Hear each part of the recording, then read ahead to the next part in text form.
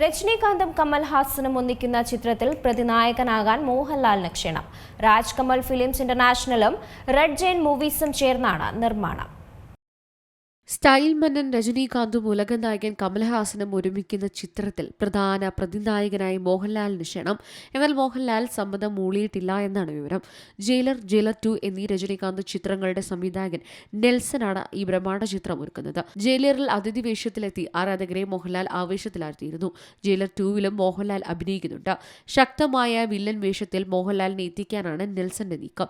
അടുത്ത പൊങ്കൽ റിലീസായി പ്ലാൻ ചെയ്യുന്ന ചിത്രത്തിൽ മോഹൻലാൽ കൂടി എത്തിയാൽ സിനിമയ്ക്ക് വൻ ഹൈപ്പ് ലഭിക്കുമെന്ന് ആരാധകരും സാക്ഷ്യപ്പെടുത്തുന്നു. രാജ് കമൽ ഫിലിംസ് ഇന്റർനാഷണലും റെഡ് ജയന്റ് മൂവീസും ചേർന്നാണ് നിർമ്മാണം. അതേസമയം അജിത്ത് നായകനായ ആദിക് രവിചന്ദ്രൻ സംവിധാനം ചെയ്യുന്ന ചിത്രത്തിലേക്കും മോഹൻലാലിന് ക്ഷണമുണ്ട്.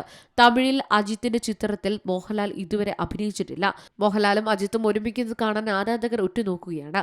സഞ്ജയ് ദത്ത്, ശ്രീലീല എന്നിവരാണ് മറ്റു താരങ്ങൾ. അനിരുദ്ധ് രവിചന്ദ്രനാണ് സംഗീതം. News desk C Malayalam news.